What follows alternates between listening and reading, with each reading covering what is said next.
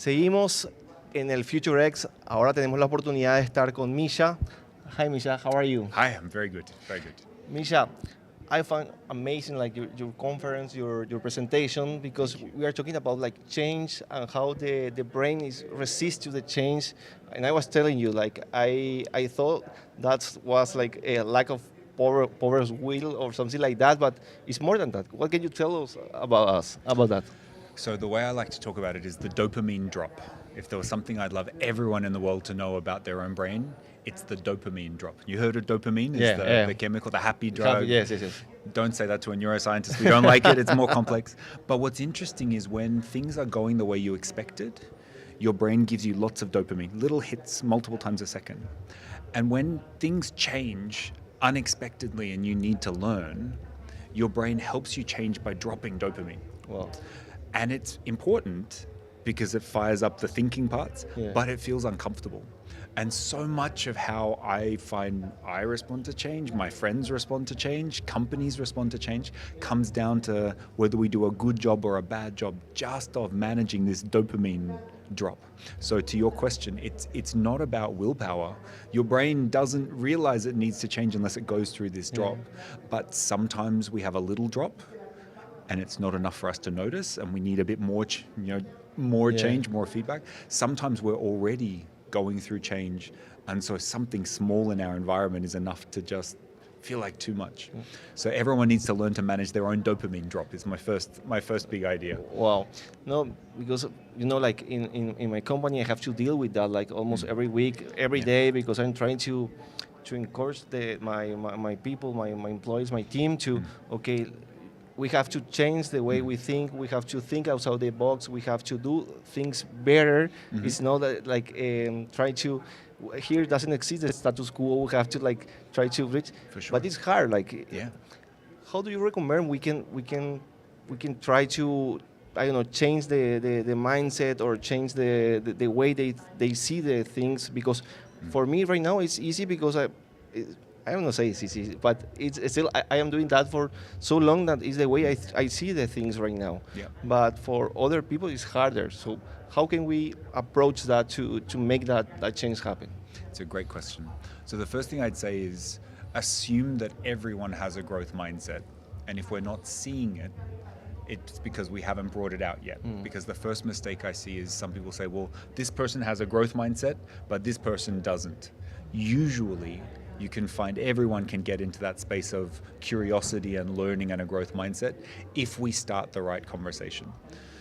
But then what is it that's important for leaders to send as a message? We need to change. That's a strong message. It's important. We need to wake up and we need to look at the world around us and go differently. That's important. But just as important as a message is, we are together. Because going through change by yourself is very different from going through change in a group of people that you trust and feel safe with. And then the third bit is, here's what's changing and here's what we don't know. We're going through this together, and here's where we're strong. Here's where I believe that even though the future is uncertain and even though everything is changing, we have a good chance of succeeding at this. Because they're not crossed messages, they're just as important. If you really want me to look at the future and say, it's scary, it's different, I don't know what's happening, you need to also help me see, here are the strengths we can build on, here's what's not changing. So I always say those three things. Yes, we need to change, but also here's why we're strong, and we're going to do this together and not by ourselves. Wow, amazing. In your opinion, what's the biggest mistakes leaders make when they want to drive like that changing mindset and everything in their company, in your personal life, in everything? Biggest mistake I think is we take days or weeks to go through our own dopamine drop, and then when we're ready to talk about it, we come to our teams and then we tell them and we expect them to go into innovation mode 30 seconds later. It's you go to a course or you come to something like Singularity and you learn about it, you spend 2 days and you have these moments of, oh my God, I don't know what this means for our business model or what we're going to do.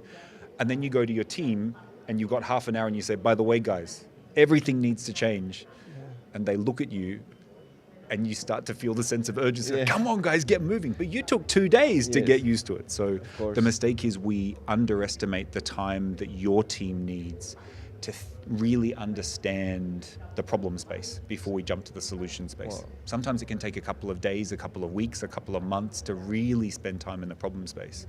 And everyone says, just tell me what to do, just tell me what to do. Like, no. You have We to need think to by shift yourself, mindset. yes. We're going to spend time understanding the problem space together, and then we'll move together into the solution space. Wow, brilliant.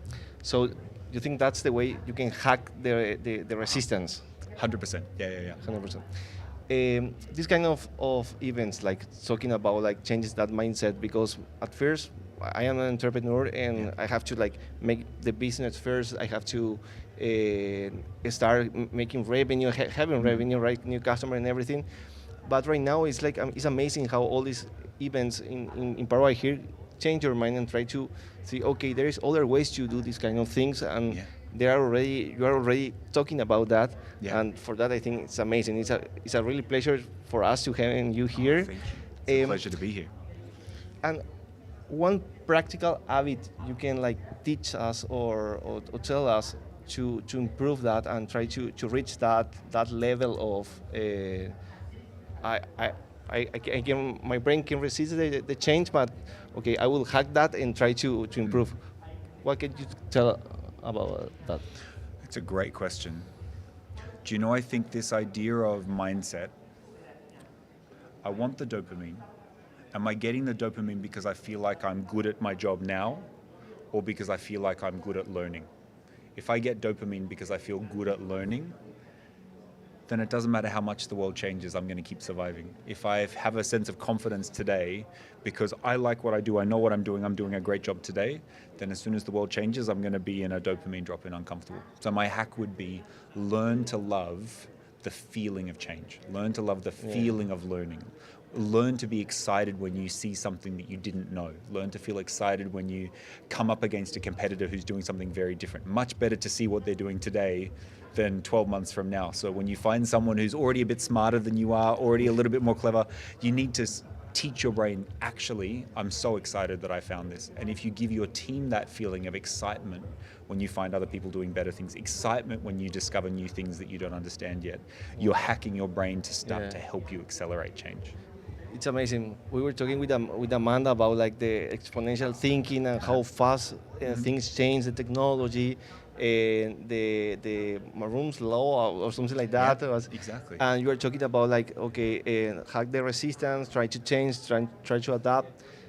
In your perspective, what kind of leaders will fall in the next 5 or 10 years? So it's like we have to change that because the time is moving faster. It's not the same like 20 years ago. And so, that's a great question. Do you know, I think the leaders who are going to be most successful are the ones who can set a direction and acknowledge uncertainty at the same time. Because everyone, in times of big change, everyone wants their leader to say, just do this and we'll be fine. Just do this, trust me, ignore that, just do this and we'll be fine. But of course, right now, leaders all over the world are literally going, well, I think I know what we need to do for the next month, but there's so many things that are coming that I don't understand yet. The risk is you don't say anything to your team. The other risk is that you make a big bet too quickly and then realize you need to change. So what I see great leaders doing right now is saying, here's where we are, here's what we know, here's where we need to go, and we'll be learning as we go. So I'm not giving you the answer, I'm showing you the direction, but let's create the direction together. Okay, unlock the brain power in your team. Amazing. Like it's really deep. It's amazing. Like for me, for example, I will start thinking about that and the way I can tell my people or teach my team to improve, to hack and try to I don't know, hack that resistance and try to approach and I don't know, make it better. Yeah. MISHA, thank you very much for the time. It was amazing. Thank you. And your presentation also, like, it really, I think there has a lot to talk about that. And now, thank you very much. Oh, thank you so much. Continuamos en el FutureX.